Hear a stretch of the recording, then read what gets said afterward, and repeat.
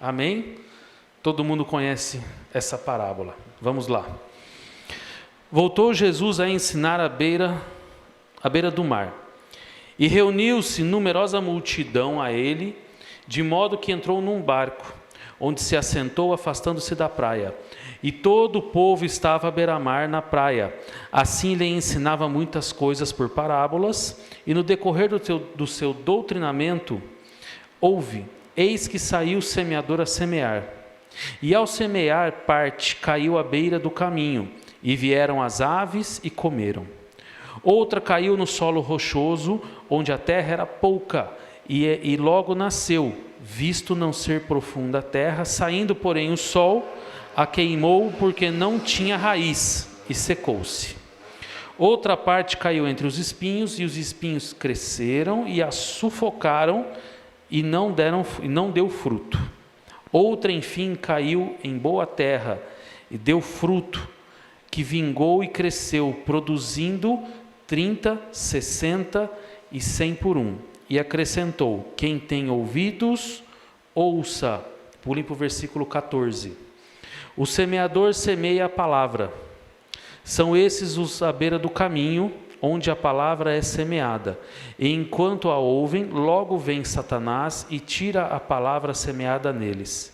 Semelhantemente são esses os semeadores do solo rochoso, aos quais, ouvindo a palavra, logo recebem com alegria, mas eles não têm raiz em si mesmo, sendo antes de pouca duração. E lhes chegando a angústia ou a perseguição por causa da palavra, logo se escandalizam. E outros, os semeadores entre os espinhos, são os que ouvem a palavra, mas os cuidados do mundo, o fascínio da riqueza e as demais ambições concorrem, sufocando a palavra, ficando ela infrutífera. E os que foram semeados em boa terra são aqueles que ouvem a palavra e recebem, frutificando a 30, 60 e 100 por um. Eu sei que o texto é comprido, mas se a gente não lê o texto e a explicação do próprio Jesus, fica meio sem sentido o negócio. Então a gente precisa ler inteiro. Essa palavra, irmãos, é uma palavra maravilhosa. Na verdade, eu gosto muito das parábolas. Eu tenho um amor assim pelas parábolas de Jesus que são fantásticas. Eu falo de Jesus porque não foi Jesus que inventou parábolas, né? As parábolas já vêm antes dele. Mas ele era um exímio contador de parábolas. E isso é fantástico. E tem muita riqueza nessas parábolas. Se você olhar, eu não vou afirmar 100%, mas eu vou afirmar 99% das parábolas de Jesus, ele estava falando sobre um assunto: o reino de Deus. Pode procurar, todas, dentro do seu contexto, ele falava sobre o reino de Deus. E muitas vezes nós estamos nos perguntando: poxa, mas o que é exatamente o reino de Deus? Parece uma pergunta simples, mas se eu pedir para muitos me responderem essa pergunta, muitos vão dar uma gaguejada, uma enroscada, talvez saia alguma coisa, mas é difícil a gente definir exatamente o que é o reino de Deus. Mas Jesus gastou boa parte do ministério dele aqui na terra falando sobre esse reino e dando exemplos de como é esse reino. Exemplos do dia a dia deles, não do nosso. A não ser que aqui alguém seja criador de animais ou vive do plantio. Se você é alguma dessas pessoas, provavelmente você tem o mesmo contexto que eles tinham, mas eu acho que não.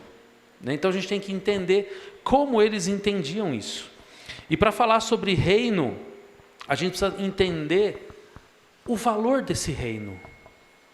Porque Jesus ficou praticamente o ministério dele inteiro falando de algo? Era porque esse algo valia muito. Em uma outra parábola de Jesus, olha o que ele disse.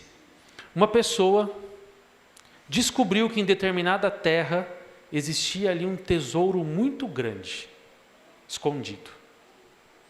Essa pessoa saiu dali, vendeu tudo o que tinha para poder comprar aquela terra onde o tesouro estava escondido. Esse tesouro era o reino de Deus. Todas as parábolas, ele deixa muito claro que o reino de Deus vale mais do que qualquer outra coisa. Não existe dinheiro que possa comprar. Não existe nada, nada, nada que nós possamos ver, ter ou fazer que valha mais do que o reino de Deus. Então, qual é o valor do reino? Imensurável. É algo acima do que a gente pode pensar. Se a gente pensar em todas as riquezas desse mundo, mesmo assim, não é nada perto do que vale o reino de Deus.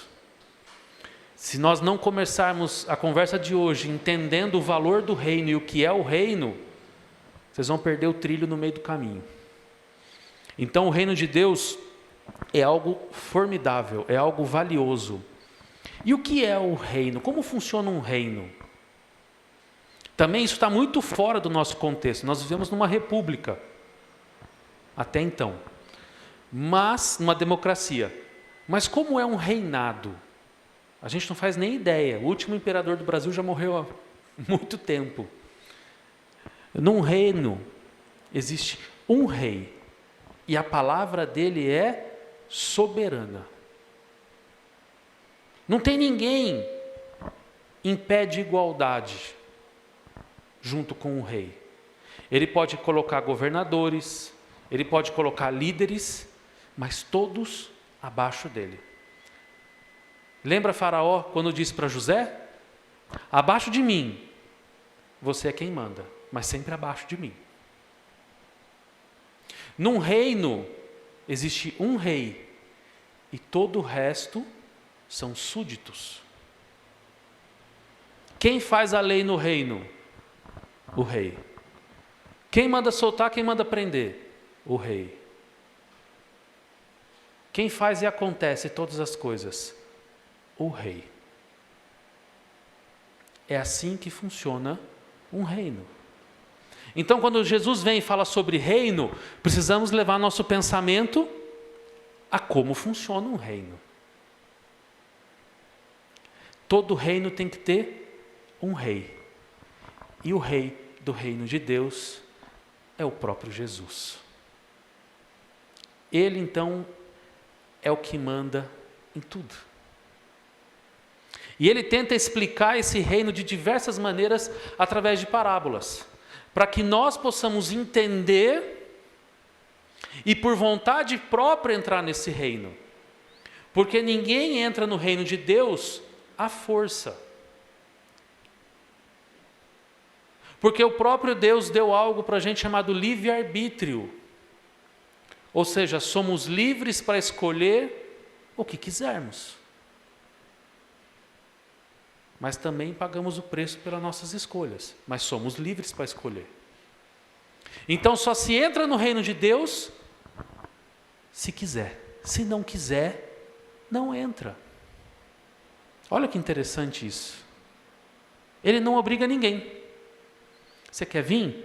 As portas estão abertas. Não quer? Paciência.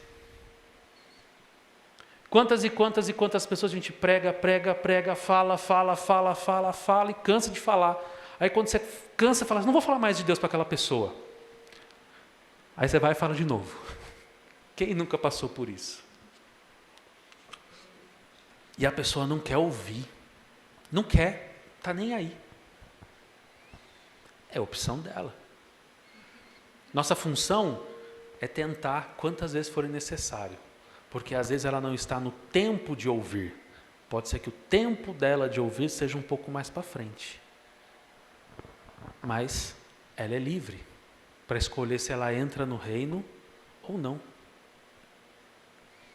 Em uma outra parábola, Jesus se coloca como rei e diz assim para o súdito dele, vai lá e chama todo mundo para um banquete. Pode chamar, vontade, quem quiser. Saia para a rua, quem se achar, fala que vem aqui. Banquete, hein? Boca livre. Lógico que os crentes foram, né? Gostam de comer. Brincadeira. Cada um inventou uma desculpa. Ah, eu acabei de casar, não vou não. Eu comprei uma terra nova, preciso ir lá cuidar. Tudo desculpinha esfarrapada. Não, não vou. Jesus falando, eu convido. Quem vier tem banquete. Simples. O reino de Deus, ele é muito simples. É a gente que complica. Entendendo o que é o reino, entendendo o que é o livre-arbítrio que nós temos e o valor do reino, a gente pode começar a estudar essa parábola e qualquer outra parábola. E vamos para o do semeador? Interessante, né? Jesus está falando ali para pessoas que na sua maioria vivem da agricultura e da agropecuária. Então ele usa o quê? Exemplos do dia a dia. Se Jesus estivesse aqui hoje, ele ia usar mais ou menos assim: você que acorda cedo, pega o seu carro, vai trabalhar, pega um trânsito, pega uma rodovia. Ele usaria exemplos do nosso dia a dia, mas ele usa dali. Então ele diz assim: um semeador saiu a semear. O que você imagina? Alguém com uma mochila a tiracolo, ou um saco cheio de semente,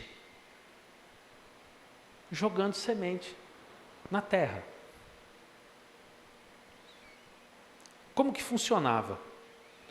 Eu, na minha cabeça, olha que interessante, eu via aquelas coisas do povo passando arado na terra, fazendo aquela cova no meio da terra, né? Aí na minha cabeça eu pensava assim: poxa vida, a pessoa faz aquela cova, né, comprida, vai tacando a semente e depois joga a terra por cima. Aí eu fui estudar, não sei se hoje em dia é assim, mas eu fui estudar o contexto da época e era diferente. Olha que legal. Ele ia andando em linha reta e ia jogando a semente. Uma linha reta. Aí vinha e passava com o arado do lado. Aquela terra do arado que ia indo para as bordas, cobria aquela semente que estava ali no chão já. E dali nascia. Aí ficava todos aqueles canteiros bonitos mais altos, onde nasce a planta, e aquela valetinha mais baixa por onde eles andavam em volta. Não sei se eu que imaginava errado ou não, mas é assim que funcionava na época. Não tenho tanta experiência assim em lavoura na minha vida. Então você logo imagina o quê? A pessoa indo lá e tacando semente. Jesus era tão sábio da sua época, das suas coisas, que ele entendia do solo da época. Ele era carpinteiro, mas entendia também de plantação. Porque lá em Israel, naquela região, existia diversos tipos de solo e plantas. Existia a terra batida, que geralmente é o caminho. Sabe quando você anda, você vai andando, você pega um terreno e começa a andar todo mundo no mesmo lugar, no mesmo lugar, no mesmo lugar, no mesmo lugar. Daqui a pouco está uma terra tão dura, tão batida, que não nasce nada ali. Nem mato, que não serve para nada, não nasce naquela terra batida. Ele conhecia também a terra rasa. Aquela região é rica em pedra de calcário. Então existem grandes pedras enterradas, que entre a pedra e o solo que a gente está pisando, não tem 30 centímetros de terra. Daqui para baixo é pedra. E planta espinhosa era o que não faltava naquela região também. Então ele conhecia todos esses solos.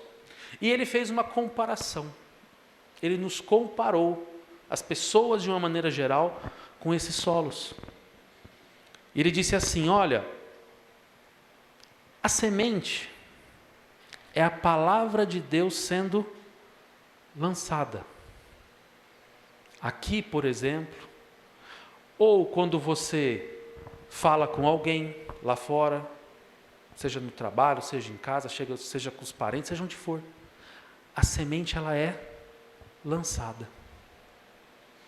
Você pode ver que a semente é a mesma, ele não fala de semente boa e semente ruim, semente. Então a gente entende que é semente. E a gente vê que ele não está muito preocupado se o solo é bom ou se o solo é ruim. Ele não está nem aí, ele vai lançando. Nós, se fôssemos nós, donos da lavoura, vou botar a sementinha onde a terra é boa, né?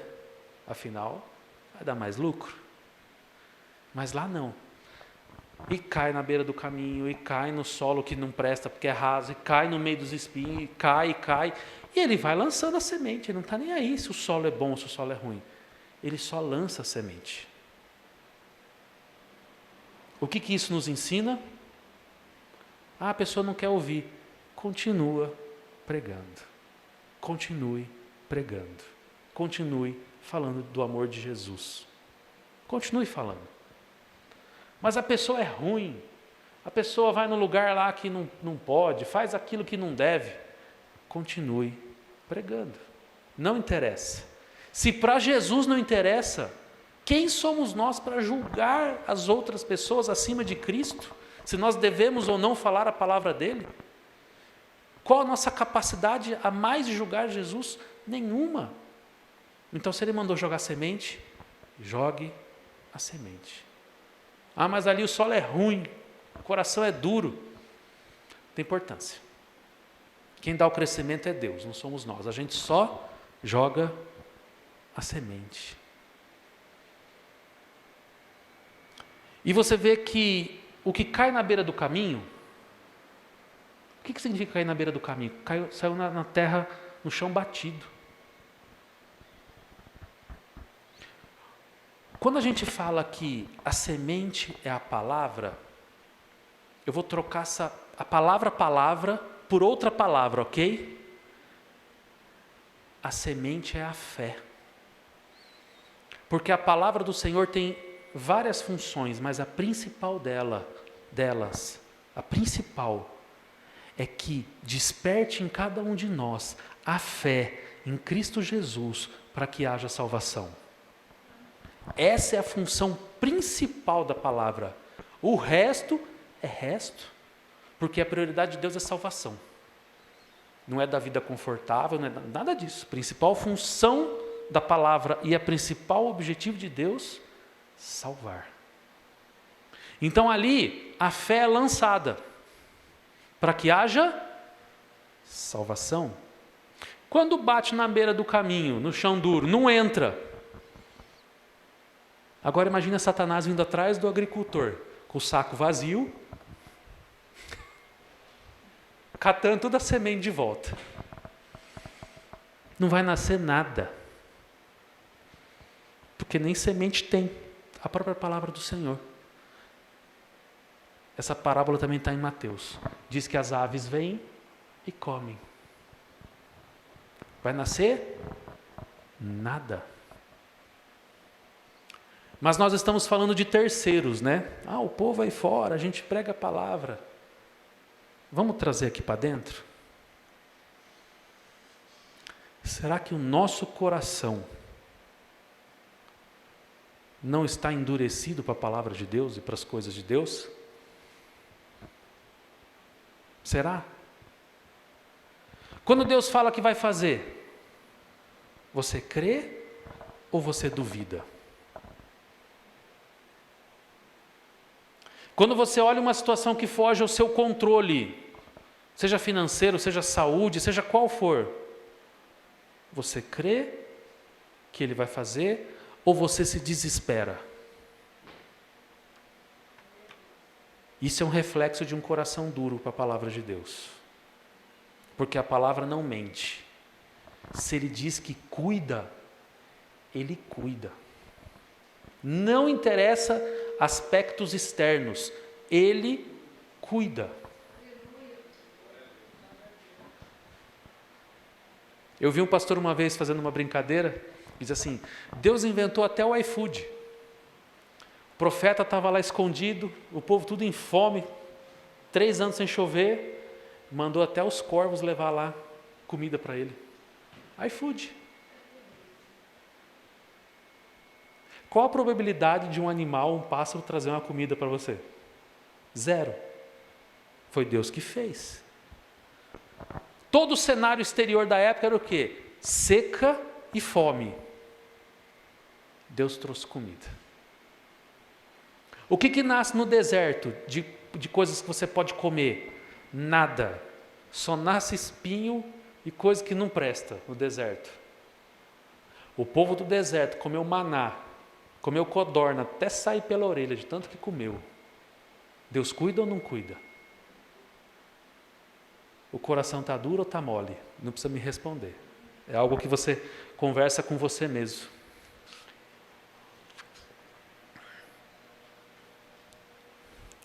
É interessante a gente lembrar que o agir de Deus, ele é constante.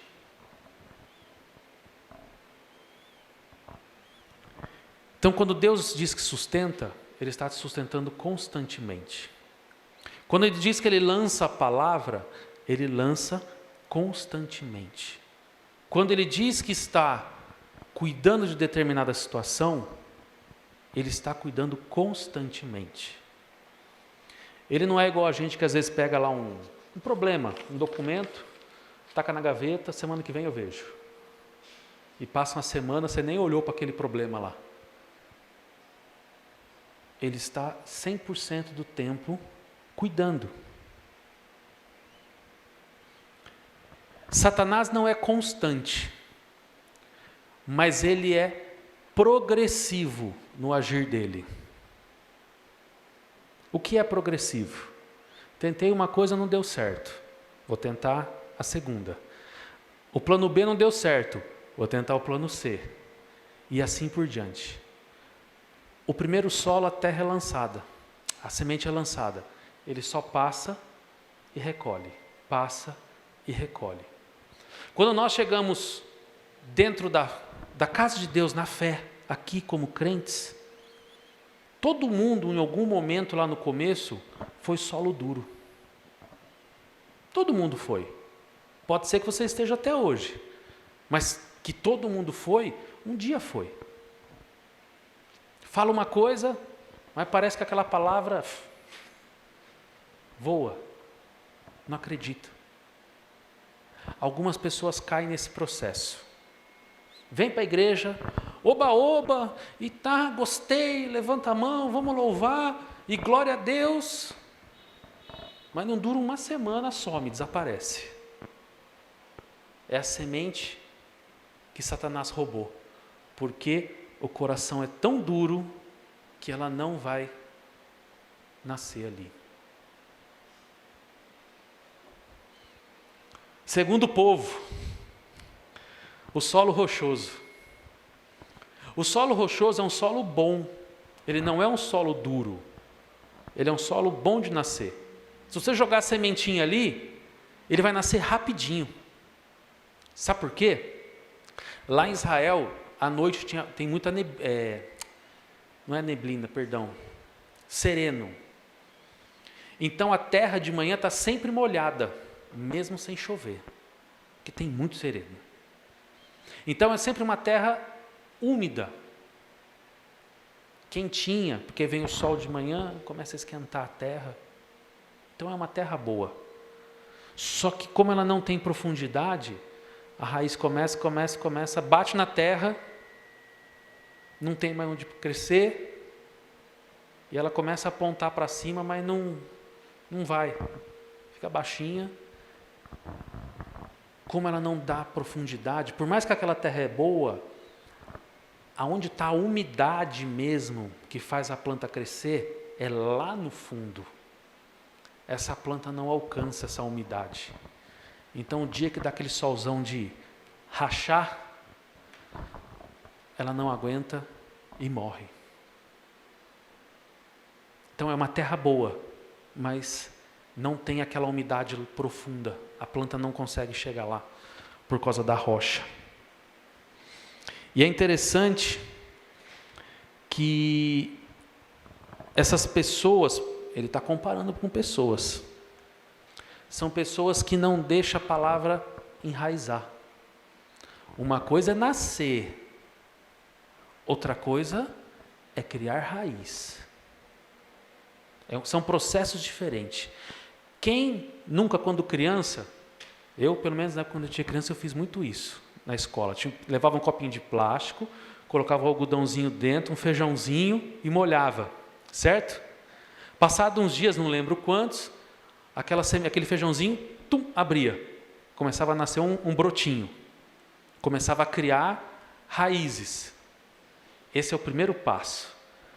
O segundo passo, você botava aquilo na terra, aquela raiz começava, a afundar. Só que criar raízes, para algumas pessoas é bom, para outras pessoas não. Vou dar um exemplo prático. Você vem para Deus, aceita Jesus, a fé começou a germinar aqui dentro. Amém. Começou a germinar significa o quê? Que Satanás não conseguiu roubar aquela semente. Ela germinou. Só que aquela planta começa a criar raízes. Aonde? Aqui dentro. E aqui dentro. Dentro da igreja. Só que dentro da igreja tem outras plantas.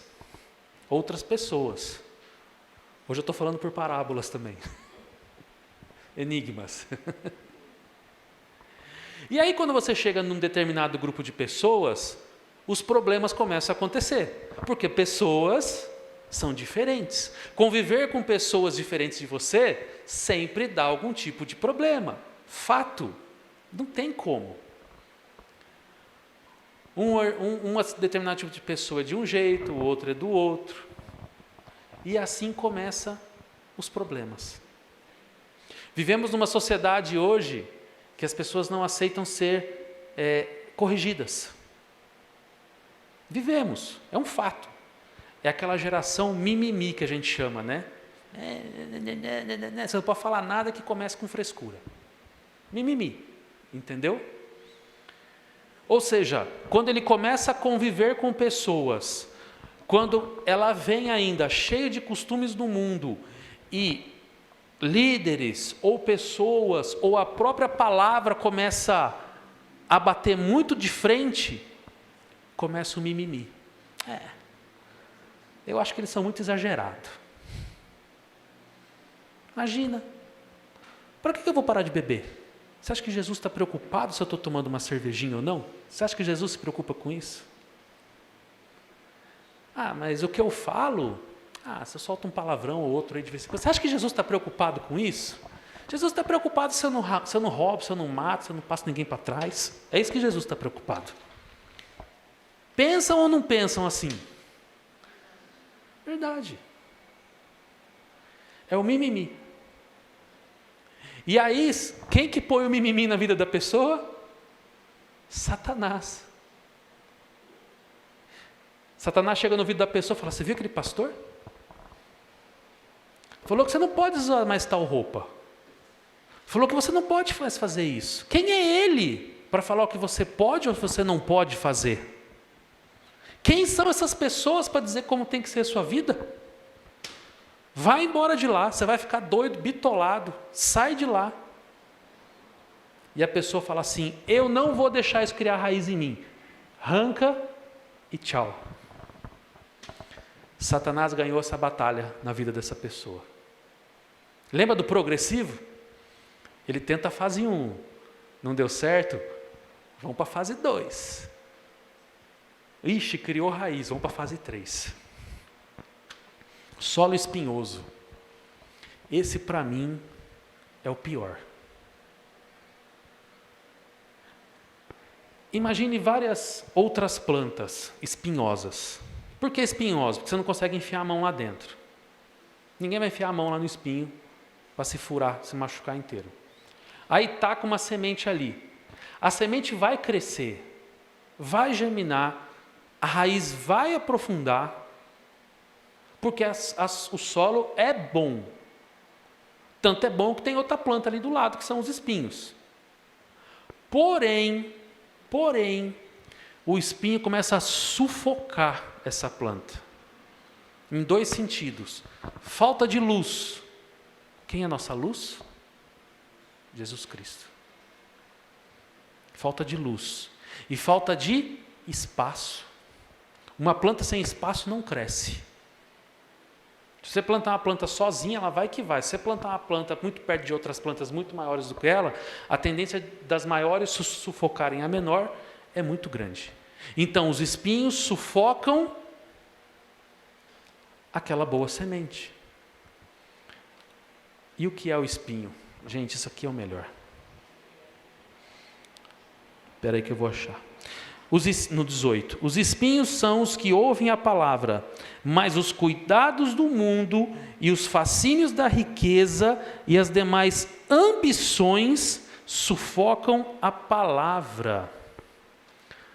Din-din, dinheiro, money. Os espinhos é o dinheiro. Vou colocar melhor, o amor ao dinheiro. Mas o amor ao dinheiro está ali, ó. O amor ao dinheiro e o dinheiro, eles andam de mãozinha dada, lado a lado. É perigoso. É uma corda bamba. Não é um problema você ter dinheiro. Nunca foi problema você ter dinheiro. O problema é você amar o dinheiro mais do que as outras coisas. Tem gente que vive em função do dinheiro. E é aí que é o grande problema da história. Vou dar o dízimo? Vou nada. Vou ofertar? Vou nada. É isso. Tem pessoas que colocam o trabalho acima das coisas de Deus. O trabalho gera dinheiro. Tem pessoas que só fazem as coisas movidas por dinheiro. Tudo é dinheiro. Tudo é dinheiro. Ah, mas eu não penso em dinheiro. Ah, mas eu quero ter uma casa assim, assim, assado. Eu quero ter tal carro. Então, você precisa de dinheiro. Se a sua motivação, o que move a sua vida, são bens, você tem que ter dinheiro para comprar bens. Não cai dinheiro, não cai carro, não cai casa do céu. É muito complicado essa corda bamba do dinheiro. E eu estou falando, agora eu vou falar para crente. Vou abrir um parênteses aqui. Se eu abrir uma campanha aqui da prosperidade, eu acho que eu vou precisar comprar mais cadeira. É uma realidade. Se eu for em outras igrejas aí, que tem por aí, pulseirinha da prosperidade, rosa ungida do não sei o quê, vassoura ungida.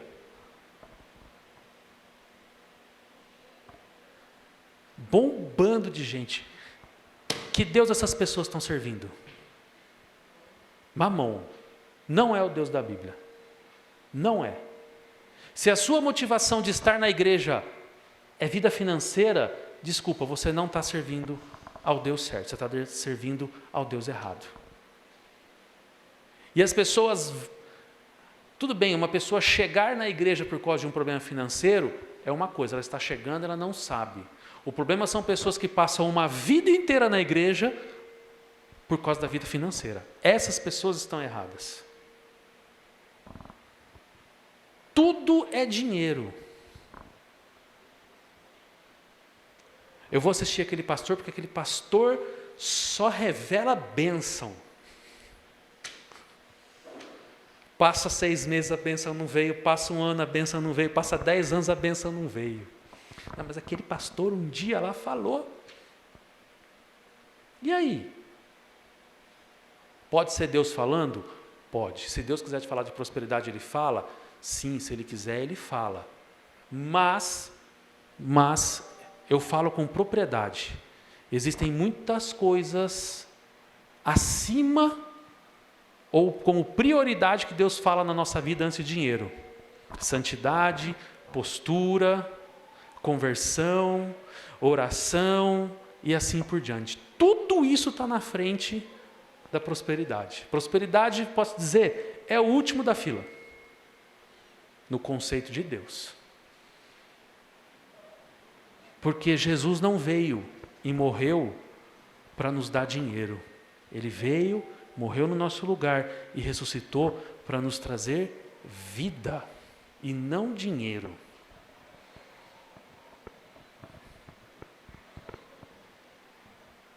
Um jovem rico chegou para Jesus e falou assim: eu sou o cara. Olha, não mato, não roubo, não desejo a mulher do próximo, cumpro todos os mandamentos. Jesus olhou para aquele. Eu fico imaginando Jesus dando uma risadinha assim, de canto de boca. Só falta uma coisa: vende todos os seus bens, dou dinheiro aos pobres e me segue. Hã? Eu fico imaginando os discípulos já cutucando. Olha a pancada que Jesus está dando nele. Se Deus mandar a gente vender tudo que a gente tem aqui hoje e depender 100% dele, alguém faria? Vende sua casa, vende seu carro, larga o seu emprego, pega tudo que você tem na conta, até o último centavo, dá para o primeiro mendigo que você vê na rua. Alguém faria isso? Cuidado, isso é um sinal de um coração meio endurecido aí.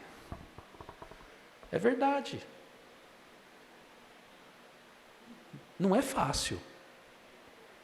Pelo contrário, é muito difícil. Muito difícil.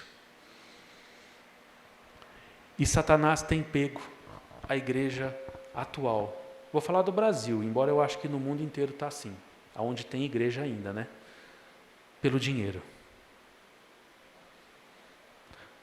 A pessoa passa pelaquela primeira fase, passa pelo mimimi, que é a segunda fase, mas quando chega no dinheiro, aí Satanás vem, ó, e passa a rasteira, mas passa com vontade. E o povo cai, e cai bonito. Está caindo.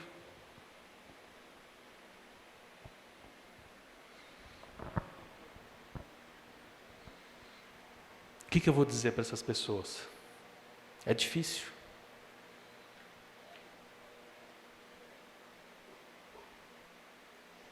É tão difícil. Lembra do livre-arbítrio que eu falei no começo? O livre-arbítrio nessa passagem, ela se encaixa no seguinte ponto. Esses solos que nós estamos vendo aqui é o nosso coração. A responsabilidade de trabalhar essa terra é individual de cada um. Não é Deus que trabalha a terra. Deus manda semente, mas Ele não trabalha a terra. Quem trabalha o meu coração? Eu mesmo. Quem trabalha o seu coração? Você mesmo. Quem tem que arar a terra? Você. Quem tem que adubar a terra? Você. Quem tem que arar a terra? Você. Deus só manda a semente. A responsabilidade de cada um de nós. Responsabilidade de não ser rebelde, ou seja, mimimi. A responsabilidade de entender que aqui, dentro da igreja, não deveria ser pregado dinheiro. Dízimo, oferta é mandamento. Quando eu digo pregar dinheiro é outra coisa. É mais ou menos assim. Vem para Jesus e daqui a pouco você tem um carro, uma lancha, uma casa na praia e quase uma ilha. Isso é pregar dinheiro.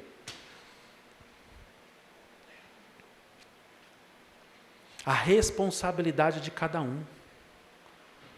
Porque quando todos chegarem perante Cristo, e todos vão chegar, um para a glória, outros para a perdição.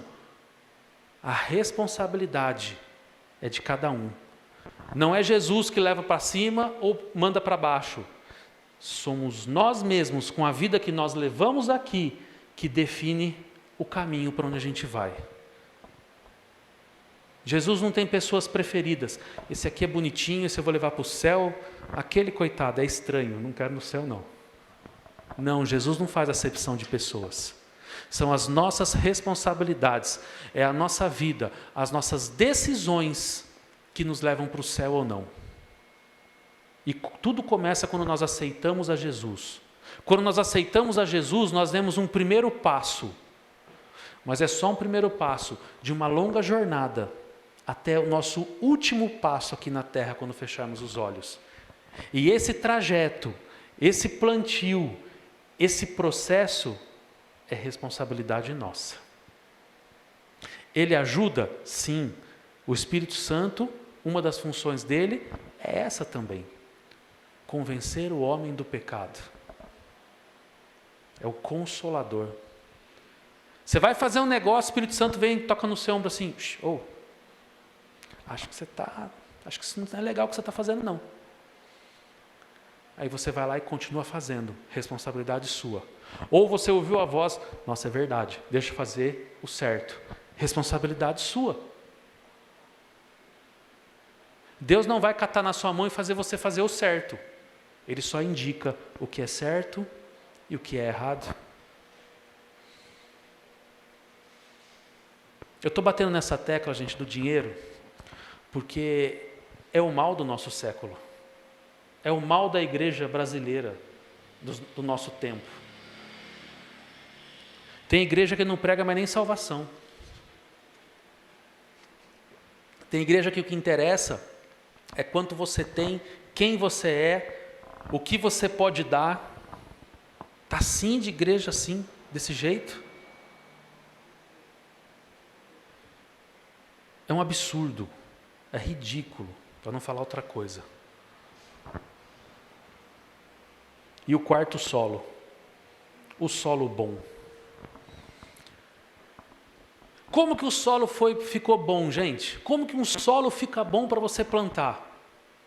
Você tem que tratar, arar, adubar, molhar. Senão o solo não fica. Senão ele endurece.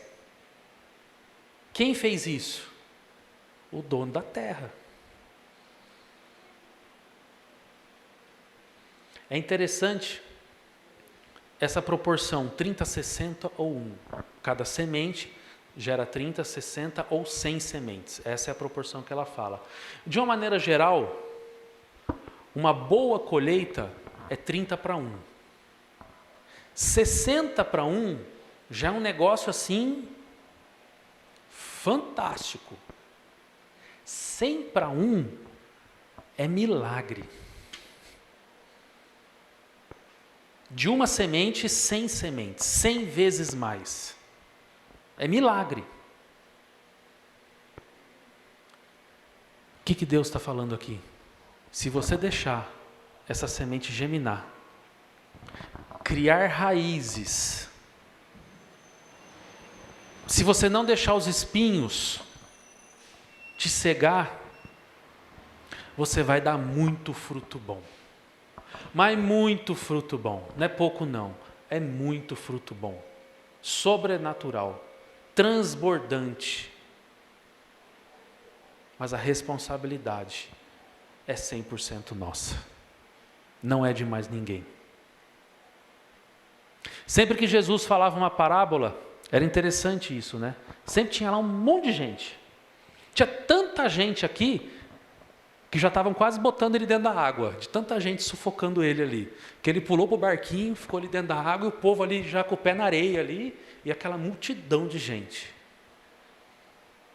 Sempre que Jesus falava uma parábola, existia 3 grupos de pessoas. Por que grupos? Porque geralmente eram 3 atitudes parecidas. Os que ouviam e falavam assim, é verdade, eu preciso mudar. Aquele outro grupo que fala assim, será? Acho que esse cara aí não está falando coisa com coisa não. E o terceiro grupo, que era o pior, aquele que sabia que era certo, mas não dá o braço a torcer e ainda quer apontar o dedo porque não quer mudar de vida. Era sempre os 3 grupos. E esse grupo pior geralmente era o grupo que queria dar pedrada nele. Sempre que você ouve uma parábola, lê uma parábola, ou alguém prega uma parábola, você tem 3 atitudes a tomar.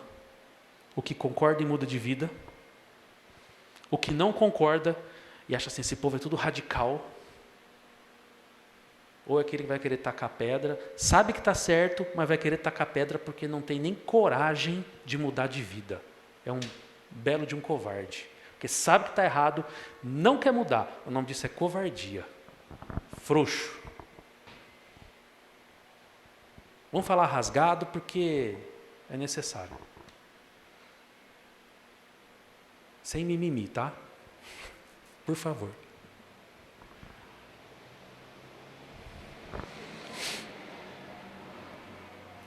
Nós precisamos entender que o reino de Deus é fantástico, é imensurável, não existe nada que pode comprar, é maravilhoso, é eterno, é abundante,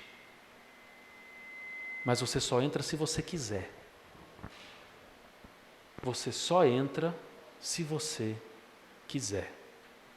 Dê um passo para Jesus e entre nesse reino. Mas eu já aceitei a Jesus. Glória a Deus, você deu o primeiro passo. Agora deixe o reino. O reino de Deus, hoje, não é algo físico. O reino de Deus hoje é algo que vive aqui dentro. Jesus, quando fala do reino, ou João Batista, quando falou é chegado o reino de Deus. O reino de Deus um dia vai ser um reino físico, após a tribulação. Mas hoje, ele é um reino espiritual do qual está aqui dentro. Então, quando você aceita Jesus, quando você entende o que é o reino, e você coloca esse reino para dentro de você, você tem que começar a viver conforme as leis do reino. Lembra que eu falei no começo? Quem manda no reino? O rei. Quem faz as leis? O rei. Jesus está mandando na sua vida? Se não está, o reino não está dentro de você. Simples assim. As suas atitudes são feitas por qual motivação? Benefício próprio? Dinheiro? Ou o reino? Se for o reino, parabéns, você está no caminho certo. Se não for, desculpa, você está no caminho errado. Corrija a rota. Não é porque você começou errado que você tem que terminar errado. Mesmo que você tenha começado errado, corrija a rota e vá pelo caminho certo. Isso é um culto quase que doutrinário. Mas esses cultos, essas palavras precisam. Tem uma coisa que a gente não costuma fazer. Vamos imaginar que você precisasse fazer uma viagem daqui até os Estados Unidos por qualquer meio de transporte. E fosse necessário que você fizesse uma linha reta para chegar até lá. Reta, não tem curva, tem nada, reta, simplesmente reta. Se você andar reto, você vai chegar onde você quer.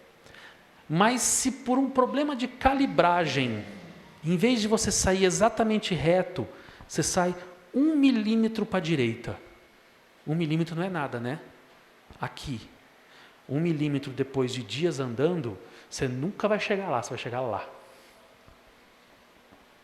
Se não for bem calibrado esse reino dentro de cada um de nós, você vai começar a andar na rota errada.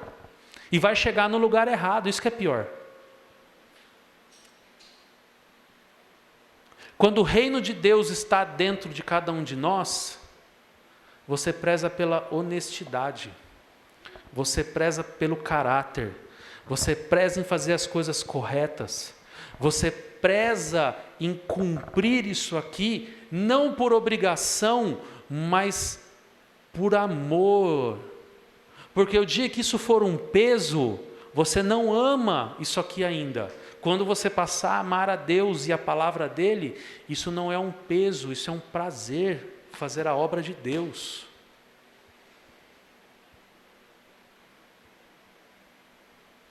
Você ama cumprir ou isso aqui é um peso na sua vida? Se isso for um peso, recalibre um pouquinho. Você pode até estar na rota certa, mas está um pouquinho descalibrado. Calibre isso aí e vai pelo caminho certo.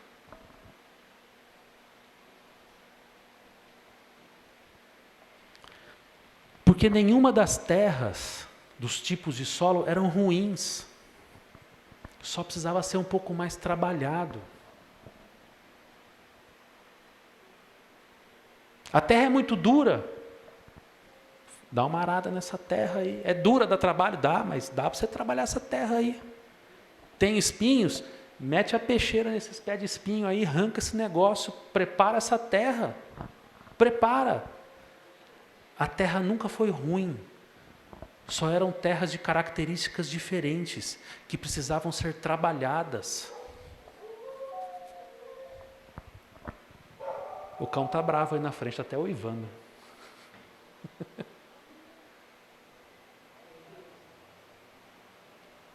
E quem vai ajudar nessa calibragem é a igreja. Eu fechei sem terminar. Quem vai ajudar a calibrar é o que a igreja pode fazer por você. Nós devemos procurar. Igreja perfeita não tem, tá? Não tem. Deus é perfeito, Jesus é perfeito, Jesus está aqui, Ele é perfeito, mas nós somos imperfeitos, então toda igreja tem imperfeição, ok? Mas nós devemos procurar igreja com uma doutrina bíblica sadia e bem embasada. Nós devemos ter uma igreja onde há disciplina, não cabresto, disciplina, são coisas totalmente diferentes. Nós precisamos procurar uma igreja que tenha uma adoração sincera. Nós precisamos procurar uma igreja onde as pessoas tenham o costume de orar. Igreja sem oração não é nada. Nós precisamos ter uma igreja onde tenha um bom testemunho. Não é testemunho de vir alguém aqui e dar um testemunho. É as pessoas na sua vida, na sua conduta, ter um testemunho diferente do mundo. Nós precisamos ter uma igreja onde as pessoas tenham comunhão entre si. Não estou dizendo que precisa ser o melhor amigo, mas precisa ter comunhão entre si. Nós precisamos ter uma igreja que busca e ensina a santidade, que é isso que falta para os nossos dias. E uma igreja amorosa.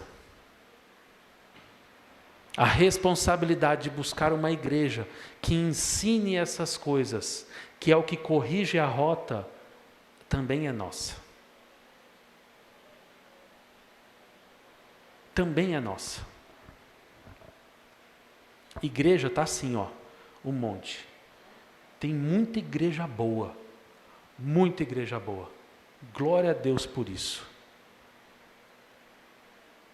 Mas nós temos que buscar uma que cumpra esses requisitos. Essa responsabilidade também é nossa.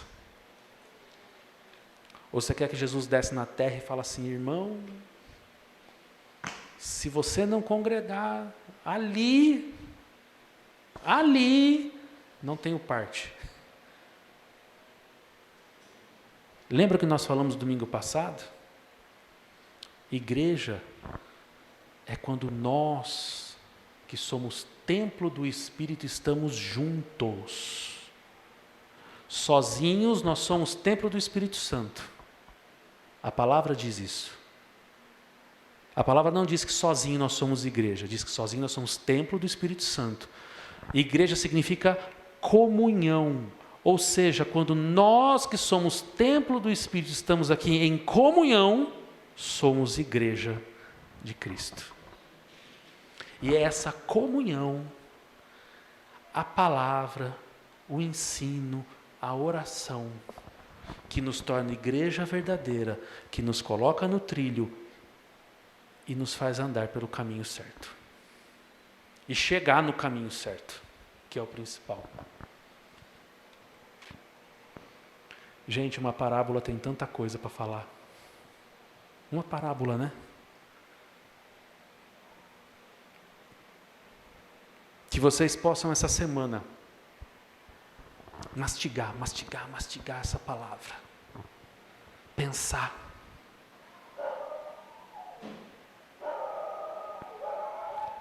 Porque é necessário. Se vocês saírem daqui, e aí você se pergunta, o que o pastor pregou mesmo? Se você não lembrar, eu não cumpri a missão de hoje. Agora amanhã, se você acordar pensando nessa palavra, glória a Deus, missão cumprida. Quando a gente fala de pregar, o pastor está pregando, o fulano está pregando. O que é pregar, gente? É botar um prego e senta o martelo nele, aonde? No mesmo lugar. Se eu boto o prego aqui e começo a martelar aqui, não resolve nada, filho. Eu tenho que pregar no mesmo lugar. Então, nesse mesmo lugar, tem que fixar aqui, senão falhou. Que você possa fazer essa autorreflexão. O nível de confiança que você está no Senhor. Tem te trazido, as coisas do mundo têm te trazido desespero? Calma, relaxa, respira fundo. Senhor, eu confio em Ti e vou descansar. O dinheiro tem tirado muito meu sono. As minhas conversas, o meu bate-papo, tanto na igreja quanto maneira informal, sobre que assuntos eu ando falando? Eu ando falando muito sobre dinheiro, sobre trabalho. Cuidado, seu coração está muito nisso. Se o seu coração está muito nisso, cuidado, os espinhos desse mundo podem estar sufocando o que Deus tem para você ainda. Se você gosta de ir na igreja para ser só mero espectador, eu conheço todo mundo que está aqui hoje, não é o caso de ninguém, mas eu já ouvi muito isso. Eu gosto de igreja grande porque eu vou lá e lá eu não sou ninguém. Eu só sento, dou uns glória a Deus, vou embora, ninguém nem sabe quem eu sou. Esse é o solo rochoso, não cria raiz em lugar nenhum. Nunca vai crescer, nunca vai dar fruto, enquanto não acabar com esse costume péssimo. Faça uma autoanálise da sua vida essa semana. Se você achar que está meio descalibrado, calibre a rota e vamos continuar. Amém?